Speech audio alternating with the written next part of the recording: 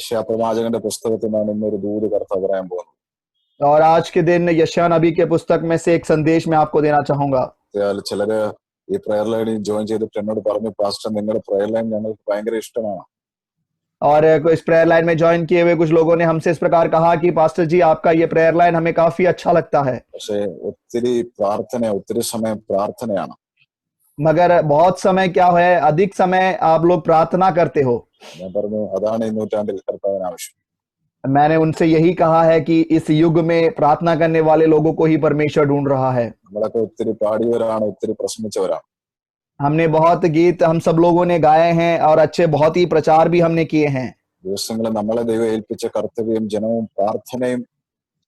പ്രാർത്ഥനയിലൂടെയാണ് ദൈവവുമായിട്ട് നമ്മൾ കണക്ട് ആവുന്നത്.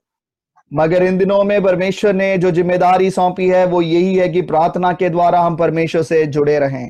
നിലകളിൽ ഇതുപോലുള്ള പ്രാർത്ഥനകൾ വർഷങ്ങൾക്ക് പിന്നിൽ നടക്കുമായിരുന്നെങ്കിൽ പല വിപത്തുകളും മാറിപ്പോയാണ്. अगर अनेकों सालों पहले से ही इस प्रकार की प्रार्थनाएं हुआ करती और जारी रहती तो इस प्रकार की विपत्तियां जो आज आई हुई है हमारे सामने से हट चुका होता। ദൈവം നമ്മുടെ ഇടയിൽ അന്വേഷിക്കുന്നത് പ്രാർത്ഥിക്കുന്നവരെയാ. मगर इन दिनों में परमेश्वर हमारे बीच में भी प्रार्थना करने वाले लोगों को वो ढूंढ रहा है। ലോകം മുഴുവനും പ്രസംഗിക്കുന്നവരെ കൊണ്ട് നിറഞ്ഞിരിക്കുക. पूरी दुनिया प्रचार करने वाले लोगों से भरा पड़ा है, പ്രവചിക്കുന്നവരെ കൊണ്ട് നടക്കാൻ വയ്യ. और भविष्यवाणी करने वाले लोग भी बहुत ज्यादा बढ़ चुके हैं। ദൈവത്തിന്റെ ഹൃദയം പഠിച്ചപ്പോൾ ദൈവം ചിന്തിക്കുന്നത് ഈ ദിവസങ്ങളിൽ ദേശത്തിന് വേണ്ടി ഇരുവിൽ നിന്ന് പ്രാർത്ഥിക്കാൻ ആരെ ദൈവം തെരഞ്ഞുകൊണ്ടിരിക്കുക. मगर जब परमेश्वर के वचन में हमने देखा तो परमेश्वर इन दिनों में यही देख रहे हैं, ऐसे लोगों को ढूंढ रहे हैं जो अपने देश के लिए, लोगों के लिए बिछवाई करके प्रार्थना कर सके। ഈ 1-2 മണിക്കൂറുകൾ പ്രാർത്ഥനയ്ക്ക് വേണ്ടി നമുക്ക് ഉപയോഗിക്കാം. इसलिए 1-2 घंटे का जो समय हमें सुबह मिलता है हम प्रार्थना में उसको इस्तेमाल करेंगे। നമ്മളെല്ലാം ശരീരം കൊണ്ട് പല രാജ്യങ്ങളിലാണെങ്കിലും ആത്മാവിൽ ഒന്നിച്ചുള്ള പ്രാർത്ഥന വലിയ അനുഗ്രഹമായി മാറാൻ പോവുകയാണ്. और हम शरीर में हालेलुया अलग अलग राज्यों में, राष्ट्रों में है, मगर आत्मा में एक साथ जो हम मिलकर प्रार्थना करते हैं सबों के लिए बड़े आशीष का कारण होगा। അല്പസമയങ്ങൾ ദൈവവചനത്തിന് വേണ്ടിയാണല്ലോ നമ്മൾ വേർതിരിക്കുന്നത്. बहुत ही कम समय है जो हम परमेश्वर के वचन को सुनने के लिए अलग करते हैं। വേഗത്തിൽ ഒരു വചനത്തിൽ പ്രവേശിക്കാം. जल्दी से एक वचन की ओर हम आएंगे। യശയ്യാപ്രവചനം 60:1 എല്ലാവർക്കും കാണപ്പെടണം. यशायाह नबी का पुस्तक 60वां अध्याय उसका पहला पद, എഴുന്നേറ്റ് പ്രകാശിക്കുക, उठ प्रकाशमान हो എന്റെ പ്രകാശം വന്നിരിക്കുന്നു. क्योंकि तेरा प्रकाश आ गया है। ഹിന്ദിയിൽ ഒന്നും കൂടെ വായിച്ചു. उठ प्रकाशमान हो क्योंकि तेरा प्रकाश आ गया है और यहोवा का तेज तेरे ऊपर उदय हुआ है। देख पृथ्वी पर तो अंधियारा और राज्य के लोगों पर घोर अंधकार छाया हुआ है, परंतु तेरे ऊपर यहोवा उदय होगा और उसका तेज तुझ पर प्रकट होगा। जाति जाति तेरे पास प्रकाश के लिए और राजा तेरे आरोहण के प्रताप की ओर आएंगे। परमेश्वर के वचन में हमने पढ़ के सुना कि उठ और प्रकाशमान हो। आज मुझे सुनने वाले प्रभु में आशीषित लोगों, യശയ്യാപ്രവാചകൻ അല്ലെങ്കിൽ പഴയ നിയമത്തിലെ സുവിശേഷം എന്ന് പറയുന്ന ഒരു പുസ്തകമാണ് യശയ്യാവിന്റെ പുസ്തകം. पुराने नियम के सुसमाचार के पुस्तक के रूप में हम यशायाह नबी के पुस्तक को देख सकते हैं। കാര്യം യേശുവിനെ കുറിച്ച് വലിയ പ്രവചനങ്ങൾ മുഴുവൻ എഴുതി വെച്ചിരിക്കുന്നത് യശയ്യാപ്രവചനത്തിലാണ്. क्योंकि यीशु मसीह के बारे में हर एक भविष्यवाणियों को यशायाह नबी के पुस्तक में लिखा हुआ गया है। താൻ ആത്മാവിൽ പ്രവചിക്കുന്ന ഒരു ഭാഗമാണ് ഇവിടെ നാം എഴുതിയിരിക്കുന്നത്. और यशायाह ने आत्मा में भविष्यवाणी की हुई एक बात को हमने यहाँ पर वचन में पढ़ा। എഴുന്നേറ്റ് പ്രകാശിക്കുക, लिखा है कि उठ और प्रकाशमान हो, നിന്റെ പ്രകാശം വന്നിരിക്കുക. क्योंकि तेरा प्रकाश आ गया है।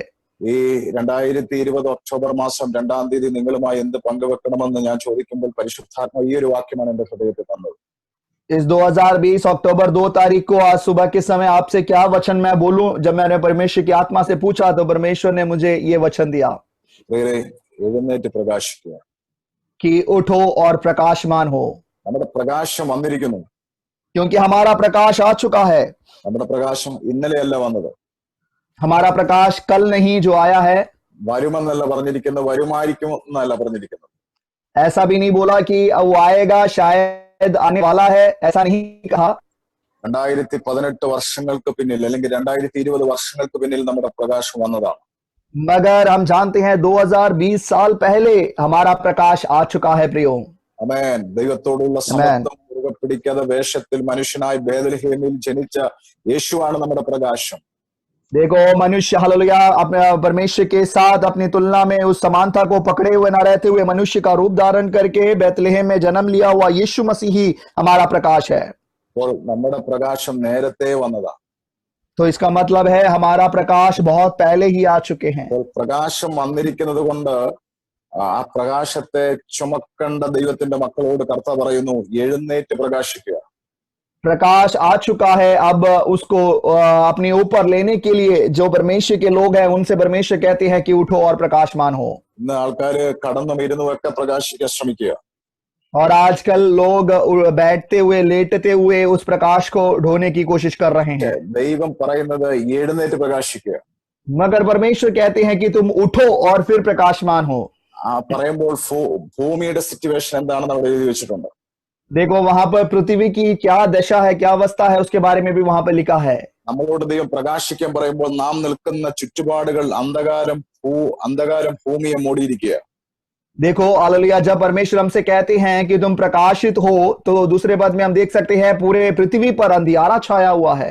ജാതികളെ കൂരിരുട്ടും മൂടിക്കഴിഞ്ഞിരിക്കുക.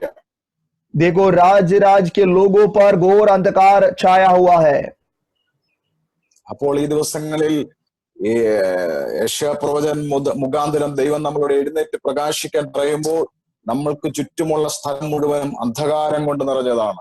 इसका मतलब यही है प्रियो, यशायाह नबी के द्वारा जब परमेश्वर हमसे कहते हैं कि हम उठे और प्रकाशमान हो, उस समय हमारे चारों तरफ की अवस्थाएं जो है वो अंधकार से भरी हुई है। അതുകൊണ്ട് പ്രവാചകനായ യെശയ്യാവ് ആത്മാവിൽ വിളിച്ചു പറയുക, इसलिए यहाँ पर नबी यशायाह अपने परमेश्वर की आत्मा में होकर कहते हैं എഴുന്നേറ്റ് പ്രകാശിക്കുക. उठो और प्रकाशमान हो। ദിവസങ്ങളിൽ 2020 നമ്മുടെ ചുറ്റുപാടുമുള്ള സ്ഥലങ്ങളിലേക്ക് നാം ശ്രദ്ധിച്ചു കഴിഞ്ഞാൽ നമുക്ക് മനസ്സിലാകും. और 2020 में हम अपने आस पड़ोस के देश में अपने आस पड़ोस के इलाके को जब देखते हैं तब अच्छे से समझ सकते हैं। അന്ധകാരങ്ങൾ കൊണ്ട് ദേശങ്ങൾ മൂടപ്പെട്ടിരിക്കുന്നു. देखो पूरे अंधकार से हर एक देश हालेलुया ढका हुआ है। അന്ധകാരം എന്ന് പറയുന്നത് പൈശാചികതയെ കാണിക്കുന്നു. और अंधकार जो है वो अंधकार की शक्तियों को या शैतान के कामों को दर्शाता है। ഇരുള് പ്രതിദാനം ചെയ്യുന്നത് പിശാചിനെയാണ്. क्योंकि अंधकार जो है हालेलुया वो शैतान को दर्शाता है। അപ്പോൾ അന്ധകാരത്താൽ ഭൂമി നിറഞ്ഞിരിക്കുക. यहाँ पर लिखा हुआ है कि पूरे अंधकार से पूरी पृथ्वी भरी हुई है। നമ്മുടെ സൊസൈറ്റി മാത്രമല്ല, നാം ആയിരിക്കുന്ന സ്റ്റേറ്റ്, നാം ആയിരിക്കുന്ന രാജ്യങ്ങൾ മുഴുവനും കൂരിരുട്ട് കൊണ്ട് ജാതികളെ മൂടിക്കളഞ്ഞിരിക്കുന്നു. देखो केवल हम जिस सोसाइटी में रहते हैं उस सोसाइटी में नहीं मगर हमारे देश में, पूरे राज्य में, राष्ट्र में हालेलुया इस अंधकार ने पूरा घेर रखा है। അങ്ങനെ നിൽക്കുന്ന സിറ്റുവേഷന്റെ അകത്ത് പരിശുദ്ധാത്മാവ് പ്രവാചകൻ മുഖാന്തരം 2020 ഒക്ടോബർ മാസം 2-ാം തീയതി പരിശുദ്ധാത്മാവ് നമ്മളോട് പറയുന്നു, നീ എഴുന്നേറ്റ് പ്രകാശിക്കാൻ സമയമായിരിക്കുന്നു. और ऐसे एक परिस्थिति में परमेश्वर के दास हालेलुया परमेश्वर के दास के द्वारा परमेश्वर की आत्मा हमसे आज इस प्रकार कह रहा है कि हमें उठकर प्रकाशित होना है। കാര്യം അന്ധകാരം വരാൻ കാര്യം സൂര്യൻ അസ്തമിക്കുമ്പോഴാണ്. जब अंधकार कब आता है प्रियो? जब सूर्य अस्त होता है तब अंधेरा छा जाता है। കൂരിരുട്ട് വരാൻ കാര്യം ലൈറ്റ് പ്രകാശിക്കാതിരിക്കുമ്പോഴാണ്. जब बिजली नहीं होती उस समय घोर अंधकार हालेलुया वहां पर प्रकट होता है। അന്ധകാരം നിറഞ്ഞ ഭൂമിയിൽ കൂരിരുട്ട് നിറഞ്ഞ ജനത്തിന്റെ ഇടയിൽ നീ പ്രകാശമായി മാറുവാൻ എഴുന്നേൽക്കുക. इसलिए इस अंधकार भरे हुए दुनिया में घोर अंधकार से भरे हुए हालेलुया लोगों के ऊपर आपको एक प्रकाश के समान जाग उठना है। ഈ 2-ാം തീയതി പരിശുദ്ധാത്മാവ് നിങ്ങളോട് പറയുകയാണ് ദൈവവചനത്തിലൂടെ. और आज इस 2 तारीख में परमेश्वर की आत्मा अपने वचन से आप लोगों से बात कर रही है। നിന്റെ മേലോ യഹോവ ഉദിക്കാൻ പോകുന്നു. आपके ऊपर यहोवा उदय होगा। അവന്റെ തേജസ് നിന്റെ മേൽ പ്രത്യക്ഷമാകാൻ പോകുന്നു. और उसका तेज तुझ पर प्रकट होगा। ആമേൻ. आमेन। അതുകൊണ്ട് പ്രകാശം വരുവാൻ ആരും പ്രാർത്ഥിച്ച് സമയം കളയണ്ടെന്നാണ് ദൈവവചനം പറയുന്നത്. इसलिए परमेश्वर का वचन हमें यही सिखाता है कि प्रकाश आने के लिए आप प्रार्थना करके अपना समय व्यर्थ मत करो। പ്രകാശം വന്നതാണ് 2020 വർഷങ്ങൾക്ക് പിന്നിൽ. क्योंकि ये प्रकाश जो है 2020 साल पहले ही हमारे ऊपर आ चुका है। ഇന്ന് പലർക്കും എഴുന്നേക്കാൻ പറ്റുന്നില്ല. मगर आजकल अनेक लोग हैं वो उठ नहीं पा रहे। നിലകളിൽ രാത്രികളൊക്കെ എഴുന്നേറ്റ് പ്രാർത്ഥിച്ച പലർക്കും ഇന്ന് എഴുന്നേൽക്കാൻ പറ്റുന്നില്ല. और पिछले समयों में पिछले दिनों में जो लोग रात को उठ के प्रार्थना कर रहे थे मगर आजकल वे लोग रात को उठ नहीं पा रहे हैं। എഴുന്നേൽക്കാൻ പറ്റാത്ത സാഹചര്യമാണ് മനുഷ്യ ജീവിതത്തിൽ. देखो मनुष्य के जीवन की अवस्थाएं इस प्रकार हो चुकी है कि वो रात में अब नहीं उठ पाते हैं। കാര്യം വേറൊന്നുമല്ല, എഴുന്നേൽക്കാൻ പറ്റാത്തതിന്റെ കാര്യം ചിലർക്ക് സമ്പാദ്യം കൂടിപ്പോയി. देखो और वो रात में क्यों नहीं उठ पाते हैं प्रियो, क्योंकि कुछ लोगों के जीवन में धन संपत्ति बहुत बढ़ गई है പലർക്കും സുഖം വർദ്ധിച്ചു. या फिर अनेक लोगों के जीवन में सुख सुविधाएं बढ़ चुकी है। കാര്യം പണ്ട് വീട് ജപ്തി ചെയ്യാനിരുന്ന സമയത്ത് ഒത്തിരി എഴുന്നേറ്റ് പ്രാർത്ഥിച്ചതാ. क्योंकि पहले क्या होता था, घर हालेलुया हालेलुया जब्त करने के लिए लोग आते थे, उसके लिए रात भर बैठ के प्रार्थना किया करते थे।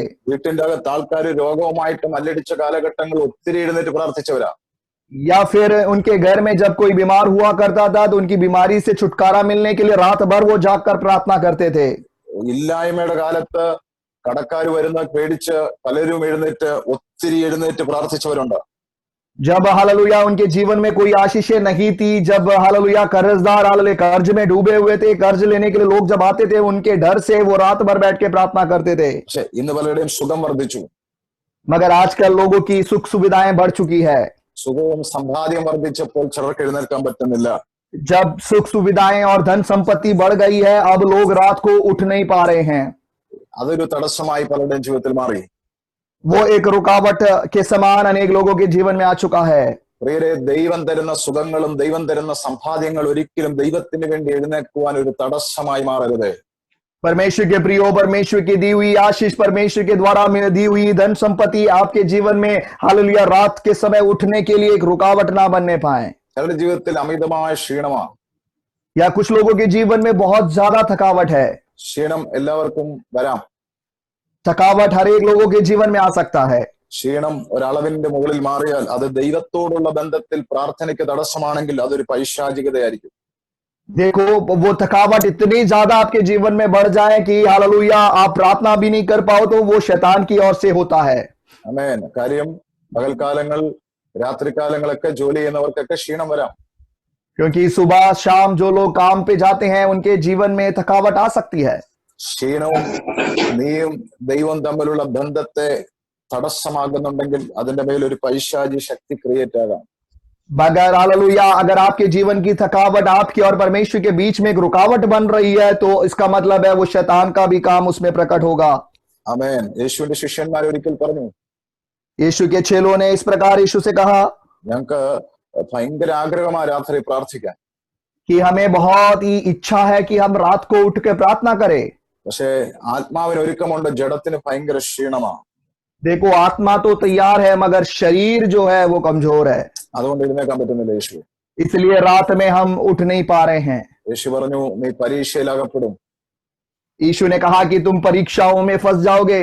ദൈവസന്നിധിയിൽ ലഭിക്കുന്ന സമയം പ്രാർത്ഥിക്കാതെ ക്ഷീണമാന്ന് പറഞ്ഞ് ആ സമയങ്ങൾ വെറുതെ കളയുന്നവരോട് ദൈവം പറയുകയാണ്, എഴുന്നേക്കാൻ നീ താമസിച്ചാൽ നീ പരീക്ഷകളിൽ അകപ്പെടാൻ സാധ്യതയുണ്ട്.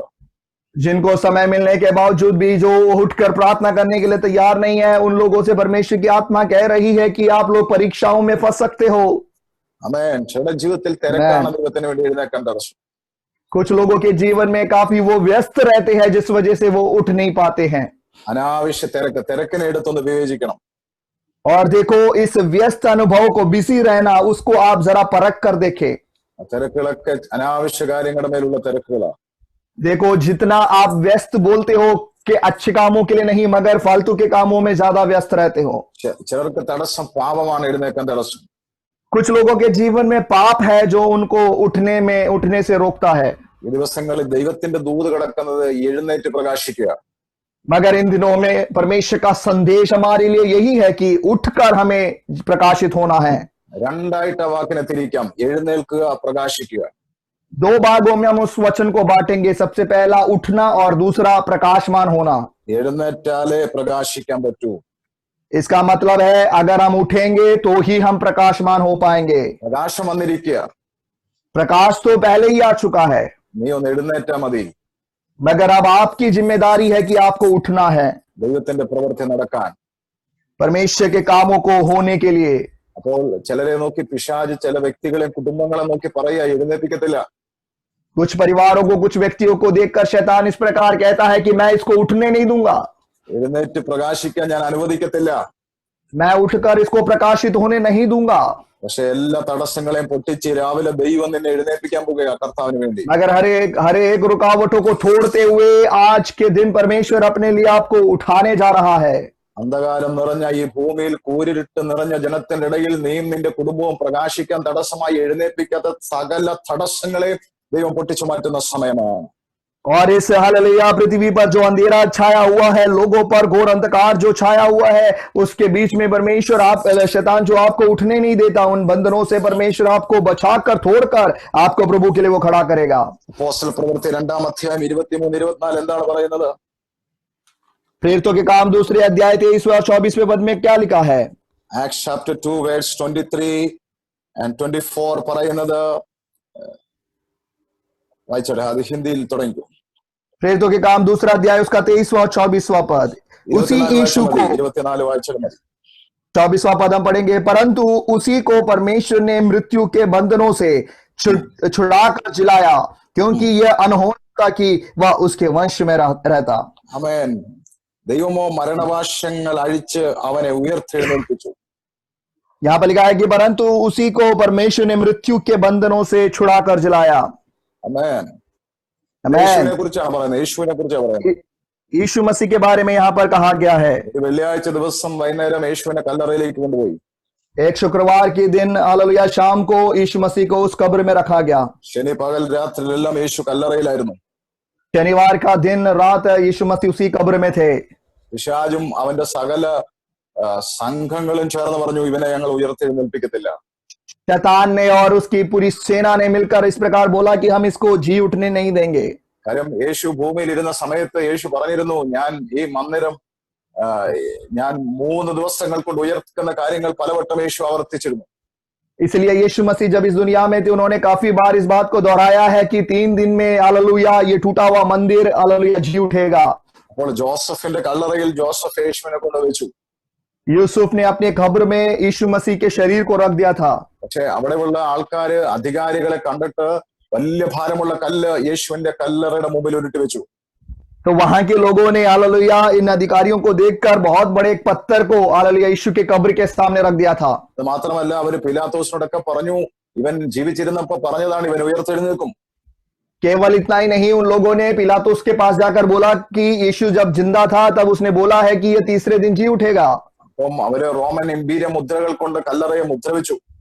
इस वजह से उन्होंने क्या किया कि रोमी हालेलुया का मुहर से हालेलुया उस पत्थर पर, उस कब्र पर मुहर लगा दी. അധികാരികൾ അവരോട് ചോദിച്ചു, ഇത്രയും മതിയോ? अधिकारियों ने उनसे पूछा कि क्या इतना करना काफी है? അവര് പറഞ്ഞു, പോരാ പോരാ, സൈന്യത്തെ അയക്കണം. उन्होंने बोला कि नहीं, इतना भी काफी नहीं है, तुम अपनी सेना को भेजो उसका कब्र के पास खड़े होने के लिए. Yes, കല്ലറയുടെ 4 ദിക്കും അല്ലെങ്കിൽ അതിന് ചുറ്റും നിർത്തണം. और बोला कि उस कब्र के चारों तरफ अपने सैनिकों को खड़ा कर दो. എല്ലാവരെയും അയച്ചു, സൈന്യത്തെ ചുറ്റി നിർത്തി. और सेना को भी, सैनिकों को भी वहां पर भेजा और कब्र के चारों तरफ खड़ा कर दिया. പറഞ്ഞു, ഇനി അവൻ എഴുന്നേക്കത്തില്ല. फिर उन्होंने बोला कि अब तो ये नहीं जी उठेगा. ഈ കല്ലിനി അവൻ ഉരുട്ടി മാറ്റാൻ പറ്റത്തില്ല. अब इस पत्थर को वो नहीं हटा पाएगा. അഥവാ അവൻ എഴുന്നേറ്റാൽ പോലും അവനെ ഈ മുദ്ര പൊളിച്ച് വെളിയിൽ വരാൻ പറ്റത്തില്ല. अगर वो वहां पर जी भी उठ जाए, मगर इस पत्थर को तोड़कर, इस मोहर को तोड़कर बाहर नहीं निकल पाएगा. അഥവാ മുദ്ര പൊളിച്ച് വന്നാൽ പോലും നമ്മുടെ സൈന്യം അവനെ അകത്ത് തന്നെ പിടിച്ചിടും. अगर वो मोहर तोड़कर बाहर निकल भी जाए तो हमारी सेना जो है, हमारे सिपाही लोग जो है उसको पकड़कर दोबारा वहीं पर रख देंगे. അവര് പറഞ്ഞു, ഇവനെ ഉയർത്തെഴുന്നേൽപ്പിക്കത്തില്ല. उन्होंने बोला कि हम इसको जी उठने नहीं देंगे. പക്ഷെ ദൈവത്തിന്റെ വചനം പറയുക, मगर परमेश्वर का वचन कहता है, ദൈവമോ परमेश्वर മരണവാശങ്ങളെ അഴിച്ച് അവനെ ഉയർത്തെഴുന്നേൽപ്പിച്ചു. परंतु उसी को परमेश्वर ने मृत्यु के बंधनों से छुड़ाकर जिलाया. മരണം അവനെ പിടിച്ചു വെക്കുവാൻ അസാധ്യമായിരുന്നു. देखो, ये अनहोना था कि वह उसके वंश में रहता. ഇന്ന് ലോകത്തിന്റെ വിവിധ രാജ്യങ്ങളിൽ ഇരുന്നുകൊണ്ട് आज इस दुनिया के विभिन्न भागों में बैठते हुए ഈ പ്രഭാതത്തിൽ ദൈവത്തിന്റെ വചനം കേൾക്കുന്നവരെ, इस सुबह के समय परमेश्वर के वचनों को सुनने वाले लोगों, നിന്റെ മേലും നിന്റെ കുടുംബത്തിന്റെ മേലും വന്ന ദൈവത്തിന്റെ പ്രകാശം അനുസരിച്ച് എഴുന്നേക്കാൻ പറ്റാത്ത രീതിയിലെ തടസ്സങ്ങളാണോ നിങ്ങൾ നേരിടുന്നത്?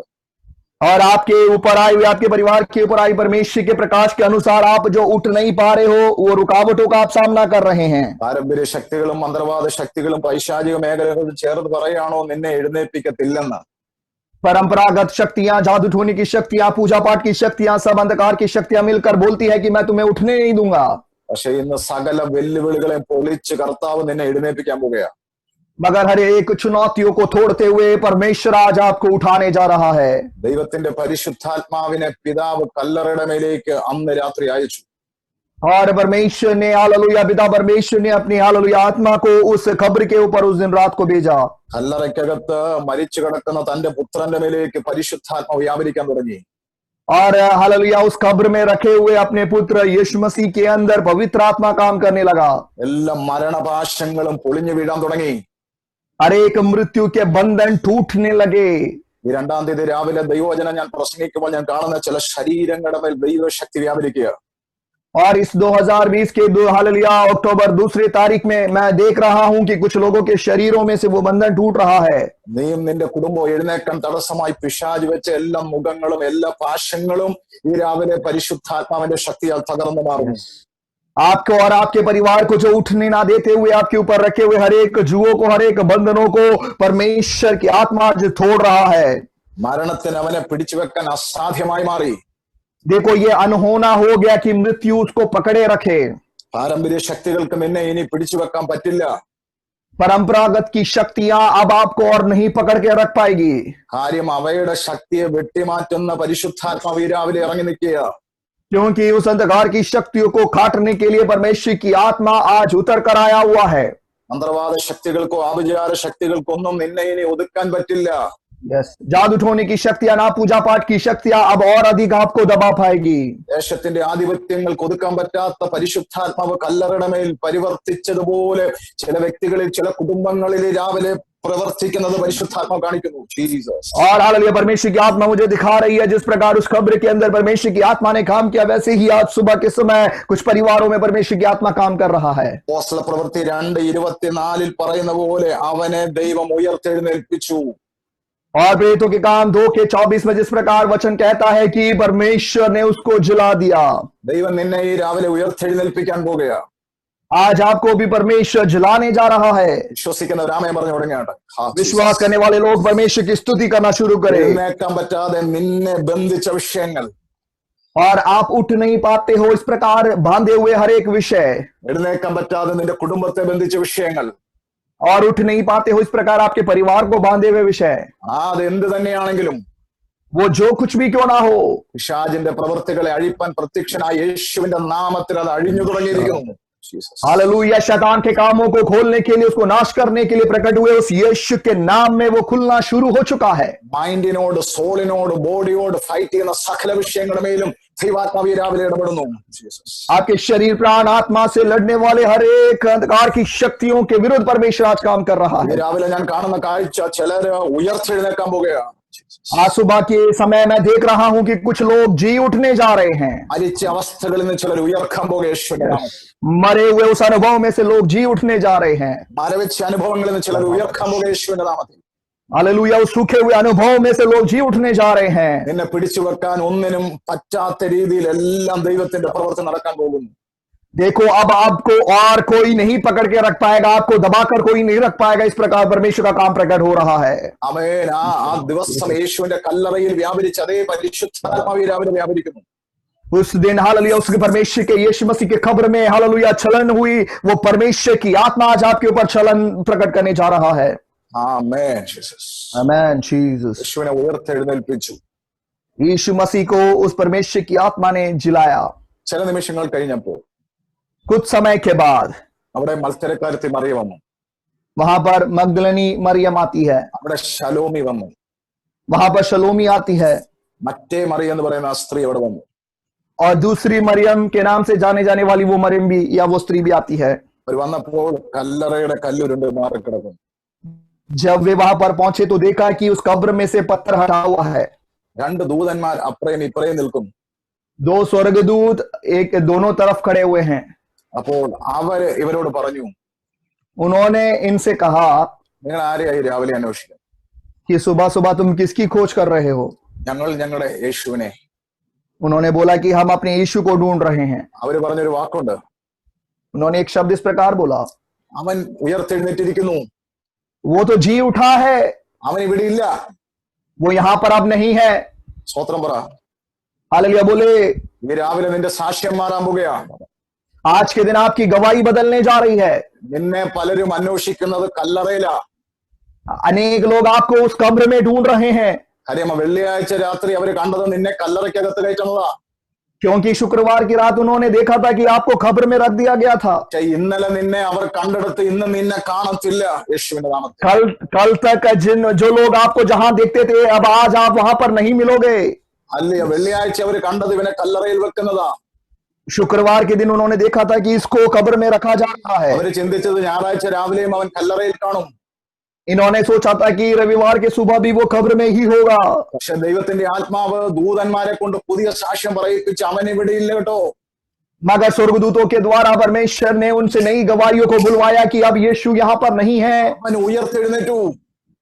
वो तो जी उठकर चला गया. 2019 നിന്നെ കണ്ടെടുത്ത് ഇനി നിന്നെ കാണത്തില്ല. 2019 में जहां पर लोग आपको देखते थे, अब दोबारा आप वहां पर नहीं मिलोगे. 2020 സെപ്റ്റംബർ മാസം വരെ നീ ഏതൊരു മേഖലയിലാണ് കടന്നത് അവിടെ നിന്റെ കുടുംബം കാണത്തില്ല യേശുവിന്റെ നാമത്തിൽ. 2020 के सितंबर के महीने तक जहां पर आपका परिवार था, वहां पर अब आप नहीं मिलोगे. ആ രോഗത്തിൽ, ആ ബന്ധനത്തിൽ, ആ തകർച്ചയിൽ നിന്റെ കുടുംബം കാണത്തില്ല. उस बीमारी में, उस विनाश में, उस नाश नष्ट में आपका परिवार अब दोबारा नहीं मिलेगा. ഞായറാഴ്ച രാവിലെ ദൂതന്മാർ സാക്ഷ്യം പറഞ്ഞതുപോലെ നിന്നെ കുറിച്ച് സാക്ഷ്യം പറയാൻ പോകുകയാണ്. നിന്നെ പഴയടത്ത് തപ്പിയ കാണാത്ത രീതിയിൽ ചേഞ്ച് വരുത്താൻ പോകുന്ന ദൈവം. और उस रविवार के दिन सुबह हालेलुया स्वर्गदूतों ने जैसे गवाही दी कि अब वो यहाँ पर नहीं है, ऐसी गवाहियों को आपके लिए भी परमेश्वर देने जा रहा है. ആരുടെയൊക്കെയോ പരിശുദ്ധാത്മാവ് ആഴത്തിൽ പ്രവചിക്കുന്നു. परमेश्वर कुछ लोगों से बहुत गहराई में भविष्यवाणियों को कर रहे हैं, കാര്യം പലരും നിന്നെ പഴയടത്ത് കാണാൻ ആഗ്രഹിച്ച് തപ്പുന്നത്. क्योंकि अनेक लोग आपको ढूंढ रहे हैं कि आप जहां पर थे वहीं पर आप रहो. പക്ഷെ പരിശുദ്ധാത്മാവ് പരിവർത്തിച്ചാൽ നീ പഴയടത്ത് കാണത്തില്ല യേശുവിന്റെ നാമത്തിൽ. अगर पवित्र आत्मा यदि आपके ऊपर आ जाए, आपके परिवार में काम करना शुरू कर दे, फिर आप पुराने स्थानों में नहीं मिलोगे. ആമേൻ. പഴയ സ്ഥലത്ത് നിന്നെ കാണാൻ പറ്റത്തില്ല. फिर आपके दोबारा कभी आप अपने पुराने स्थानों में नहीं मिलोगे. കർത്താവ് ഈ 2020 ഒക്ടോബർ 2 ആരുടെയൊക്കെ വ്യക്തിപരമായി പ്രവചിക്കുക. 2020 हालेलुया अक्टूबर 2 तारीख को परमेश्वर कुछ लोगों से व्यक्त रूप में भविष्यवाणी कर रहे हैं. കുടുംബങ്ങളെ നോക്കി പ്രവചിക്കുക. कुछ परिवारों से परमेश्वर की आत्मा भविष्यवाणी कर रही है. ബന്ധക്കാരും നാട്ടുകാരും കൂട്ടുകാരെല്ലാം നിന്നെ തപ്പുന്ന പഴയ സ്ഥലത്താ. और आपके साथी लोग, आपके बंधु लोग, हालेलुया आपके रिश्तेदार लोग आपको पुराने जगहों में ढूंढ रहे हैं. അവർ കാണാൻ ആഗ്രഹിച്ചതും പഴയ സ്ഥലത്താ. वे लोग देखना भी आपको पुराने स्थानों में देखना चाहते थे. പക്ഷെ ദൈവത്തിന്റെ പരിശുദ്ധാത്മ പരിവർത്തിച്ചാൽ നിന്റെ കുടുംബത്തിന്റെ അവസ്ഥ ചേഞ്ച് ആകാൻ പോകുകയാണ്. मगर परमेश्वर की आत्मा के चलन में आपके और आपके परिवार की अवस्था बदलने जा रही है. प्रियो, ഈ രാവിലെ ഈ ദൂത് എത്ര പേർ സ്വീകരിക്കാൻ തയ്യാറാകും? आज सुबह के वक्त कितने लोग इस संदेश को स्वीकार करने के लिए तैयार हैं? പഴയ പാട്ടിൽ, പഴയ പ്രാർത്ഥനയിൽ, പഴയ ശുശ്രൂഷയിൽ നിന്നെ ഇനി കാണാൻ പറ്റില്ല. पुराने गीतों में, पुरानी सेवकाइयों में, पुरानी आराधना में अब आप दोबारा नहीं मिलोगे. നിന്റെ ആത്മീയ മണ്ഡലങ്ങളിൽ ഭയങ്കര മാറ്റം സംഭവിക്കുന്ന ദൈവാത്മാവിന്റെ പ്രവൃത്തികൾ ഈ രാവിലെ ചലിക്കുന്നു. ജീസസ്. आपके आत्मिक जीवन में, आत्मिक मंडली में एक बड़े परिवर्तन होते हुए आज परमेश्वर की आत्मा आपके जीवन में काम कर रही പഴയ है. ശരീരവേദനയായിട്ട്, പഴയ തകർച്ചകളായിട്ട്, പഴയ രോഗങ്ങളായിട്ട് ഇനി നീ ഹോസ്പിറ്റലിൽ കയറത്തില്ല യേശുവിന്റെ നാമത്തിൽ. पुरानी बीमारियों को लेकर, हालेलुया शरीर की कमजोरियों को लेकर दोबारा अब हॉस्पिटल आप नहीं जाओगे. ഒരു വലിയ ഉയർത്തെഴുന്നേൽപ്പ് വ്യാപരിക്കാൻ പോകുന്നു. एक बड़ा जी उठना आपके अंदर होने जा रहा है. പഴയ സാമ്പത്തിക തകർച്ചകൾ ഇനി നിന്നെ തൊടില്ല. पुरानी आर्थिक मंदी आपके जीवन में दोबारा अब नहीं आने पाएंगी. ഒരു ഭയങ്കര ഉയർത്തെഴുന്നേൽപ്പുണ്ടായി. एक बहुत बड़ा जी उठना वहां पर प्रकट हुआ. അവര് വന്ന് പറഞ്ഞു, उन्होंने आकर बोला അവൻ എവിടെ ഇല്ല, कि वो यहाँ पर नहीं है, അവൻ ഉയർത്തെഴുന്നേറ്റു. वो जी उठा है. ഇന്ന് എത്ര പേർക്ക് ഈ ദൂത് തലയെ കൈവച്ച് ഏറ്റെടുക്കാൻ പറ്റും? आज कितने लोग अपने सर पर हाथ रखकर इस संदेश को स्वीकार कर सकते हैं? എത്ര പേർ ഏറ്റെടുക്കാൻ പറ്റും? कितने लोग इस संदेश को आप स्वीकार कर सकते हैं? എന്റെ കുടുംബത്തിന്റെ സാക്ഷ്യം മാറ്റുന്ന പരിശുദ്ധാത്മാവിന്റെ പ്രവൃത്തി ഞങ്ങൾ സ്വീകരിക്കുന്ന എത്ര പേർക്ക് പറയാൻ പറ്റും? कितने लोग ऐसे बोल सकते हैं कि मेरे परिवार को बदलने वाले परमेश्वर की आत्मा के कामों को हम स्वीकार करते हैं? ദൂതൻ പറഞ്ഞ പോലെ അവൻ ഇവിടെ ഇല്ല, ഉയർത്തെഴുന്നേറ്റ്. ഇതാ നിങ്ങളുടെ സാക്ഷ്യം. स्वर्गदूत ने जैसे बोला कि अब यीशु यहाँ नहीं है, वो जी उठ चुका है, यही आपकी गवाही है. ഇത് നിന്റെ സാക്ഷ്യമാകാൻ പോകുകയാണ്. ये आपकी गवाही बनने जा रही है. അവൻ ഉയർത്തെഴുന്നേൽപ്പ് നിന്റെ മേൽ വെളിപ്പെടുന്നു. देखो हालेलुया, जी उठना आपके जीवन में प्रकट होने जा रहा है। നമുക്ക് ഒരുമിച്ച് ദൈവത്തോട് പ്രാർത്ഥിക്കാം. हम सब लोग मिलकर परमेश्वर से प्रार्थना करें प्रियो। കർത്താവിന്റെ മഹത്വം ഈ രാവിലെ ചലിക്കുകയാണല്ലോ. परमेश्वर की महिमा सुबह हम सबों के ऊपर प्रकट हो रहा है। വലിയ ദൈവത്തിന്റെ കരം നിങ്ങളുടെ മേൽ വന്നിട്ടുണ്ട്. परमेश्वर का अद्भुत हाथ आपके ऊपर आ चुका है। ചേർന്ന് ദൈവത്തെ സ്തുതിക്കാൻ തയ്യാറാകട്ടെ. सब लोग मिलकर परमेश्वर की स्तुति करें प्रियो। പരിശുദ്ധാത്മാവിന്റെ പ്രവൃത്തി ചലിക്കട്ടെ. पवित्र आत्मा के काम प्रकट होने पाए। പ്രകാശം വന്നിരിക്കുന്നു. प्रकाश आ चुका है। പലർക്കും സുഖം കൂടിയത് എഴുന്നേക്കാൻ പറ്റാതായി. मगर अनेक लोगों के जीवन में सुख सुविधाएं बढ़ने की वजह से वो उठ नहीं पा रहे हैं। ചിലർക്ക് ക്ഷീണവും പാപവും कुछ लोगों के जीवन में പലവിധ തടസ്സങ്ങൾ കാരണം ദൈവത്തിന് വേണ്ടി എഴുന്നേക്കാൻ പറ്റുന്നില്ല. कुछ लोगों के जीवन में पाप और थकावट और अनेक प्रकार की हालेलुया वजह से वो उठ नहीं पा रहे हैं। പക്ഷെ ദൈവം നിന്നെ എഴുന്നേൽപ്പിക്കാൻ പോകുന്നു. मगर परमेश्वर आपको उठाने जा रहा है। പക്ഷെ യേശുവിനെ നോക്കി പിശാച് പറഞ്ഞ പോലെ നിന്നെ ഉയർത്തെഴുന്നേൽപ്പിക്കത്തില്ല എന്ന് പറയുന്ന പോലെ ചിലരെ നോക്കി സാത്താൻ പറഞ്ഞ് എഴുന്നേൽപ്പിക്കത്തില്ല. मगर यीशु मसीह को देखकर शैतान की शक्तियों ने जैसे कहा था कि हम तुझे जी उठने नहीं देंगे, वैसे ही कुछ लोगों से शैतान लड़ रहा है। പക്ഷെ സകല പൈശാചിക ശക്തിയെ നോക്കി നമ്മൾ ഇന്ന് വിളിച്ചു പറഞ്ഞു രാവിലെ. मगर हर एक शैतान की शक्तियों को देखकर आज सुबह हम इस प्रकार बोल रहे हैं നീ എത്ര സൈന്യത്തെ കൊണ്ട് നിർത്തിയാലും, कि तू कितनी बड़ी सेना को भी खड़ा कर दे, എത്ര കല്ലുരുട്ടി വെച്ചാലും, कितने भी बड़े पत्थरों को उठा के रख दे, എത്ര വലിയ മുദ്ര കൊണ്ട് ബന്ധിച്ചാലും, कितने भी बड़े मुहर से तू उस पर मुहर भी लगा दे, പരിശുദ്ധാത്മ പരിവർത്തിക്കുമ്പോൾ मगर पवित्र आत्मा का चलन जब प्रकट होगा, എല്ലാ മുഖങ്ങളും തകരും, എല്ലാ മരണഭാഷ്യങ്ങളും പൊട്ടും, हर एक जुए टूट जाएंगे, हर एक मृत्यु के बंधन टूट जाएंगे, എല്ലാ കല്ലും ഉരുണ്ടു മാറും, എല്ലാ ബന്ധനങ്ങളും മുദ്രകളും പൊളിയും. हर एक पत्थर लुढ़क जाएगी, हर एक बंधन, हर एक मुहर टूट जाएंगे। നിന്നെ പിടിക്കാൻ നിർത്തിയിരിക്കുന്ന എല്ലാ സൈന്യവും ഓടും അവിടുന്ന്. आपको पकड़ने के लिए खड़े रखे हुए हर एक अंधकार की शक्तियों की सेना वहां से भाग जाएंगी। ഭയങ്കര ദൈവശക്തി രാവിലെ വ്യാപരിക്കുന്നു ഞാൻ കർത്താവിൽ അറിയേ. आज सुबह के समय परमेश्वर की हालेलुया बड़ी सामर्थ यहाँ पर मंडला रही है, मैं आत्मा में जान सकता हूँ। എന്നെ ഞാൻ കാണുന്നത് പലരൊക്കെ തപ്പി വരാൻ പോവുകയാണ് നിന്നെ പഴയെടുത്ത് കാണാൻ. और मैं देख रहा हूं कि अनेक लोग आपको खोजते हुए ढूंढते हुए आ रहे हैं कि आप कहीं पुराने जगह में ही मिल जाओ, കാണാൻ പറ്റത്തില്ല. मगर वहां पर आप नहीं मिलोगे, ഹോളി സ്പിരിറ്റ് നിന്റെ അവസ്ഥ ചേഞ്ച് ചെയ്യാൻ പോവുകയാണ്. क्योंकि पवित्र आत्मा आपकी अवस्थाओं को बदलने जा रहा है। മരിച്ചിരിക്കുന്ന അനുഭവങ്ങൾ, മരവച്ചിരിക്കുന്ന അനുഭവങ്ങൾ ദൈവം മാറ്റാൻ പോകുന്നു. मरे हुए हालेलुया और सुन्न पड़े हुए अनुभवों को परमेश्वर दूर करने जा रहा है। ഉയർത്തെഴുന്നേൽക്കാൻ പോകുന്ന നിങ്ങൾ, आप लोग जी उठने जा रहे हो, പ്രകാശിക്കാൻ പോകുന്ന നിങ്ങൾ, आप प्रकाशित होने जा रहे हो। ഓ ജീസസ് ലമാറ്റസ്മിയാറ്റൽ പ്രവന ഒന്ന് സ്വീകരിക്കാമോ? क्या आप लोग वचनों को स्वीकार कर सकते हैं? കർത്താവിന്റെ പ്രവൃത്തിയുടെ കരം ചലിക്കട്ടെ. परमेश्वर के हाथ, अद्भुत कामों का हाथ हमारे लिए चलन प्रकट होने पाए। വലിയ ദൈവപ്രവൃത്തികൾ ഇതിൽ കർത്താവ് ചെയ്യാൻ ആഗ്രഹിക്കുന്നു. काफी गहरा स्पर्श और परमेश्वर के अद्भुत कामों को प्रभु हमारे जीवन में करना चाहते हैं। ഓ കർത്താവേ, എല്ലാവർക്കുമായി സ്തോത്രം ചെയ്യുന്നു. परमेश्वर हर एक लोगों के लिए हम धन्यवाद करते हैं। ബ്ലസ് ചെയ്യുന്ന കർത്താവ് എല്ലാവരെയും, हर एक लोगों को हम आशीषित करते हैं। തന്ന എല്ലാ നല്ല ഫെലോഷിപ്പിനായി സ്തോത്രം. आपके दिए हुए अच्छी संगतियों के लिए धन्यवाद। യേശുവിന്റെ നാമത്തിൽ ഞങ്ങൾ എല്ലാവരെയും സമർപ്പിക്കും. यीशु के नाम में हर एक लोगों को समर्पित करते हैं। പരിശുദ്ധാത്മാവ് എല്ലാവരെയും സഹായിച്ചാട്ടെ. पवित्र आत्मा आप हर एक लोगों की सहायता करे। യേശുവിന്റെ നാമത്തിൽ ഞങ്ങൾ ബ്ലസ് ചെയ്യുന്നു. यीशु के नाम में हम ब्लेस करते हैं। ഇന്ന് മീറ്റിംഗിൽ പങ്കെടുത്ത എല്ലാവരുടെ മേലും आज मीटिंग में शामिल हुए हर एक लोगों के ऊपर ഭയങ്കര ദൈവപ്രവൃത്തിയെ ഈ രാവിലെ ഞങ്ങൾ അയക്കുന്നു. आज सुबह के वक्त बड़े परमेश्वर के कामों को हम रिलीज करते हैं। വചനം അയച്ചൊരു വിടുതൽ ജനത്തിന്റെ മേൽ ഇറങ്ങിയിരിക്കുന്നത്.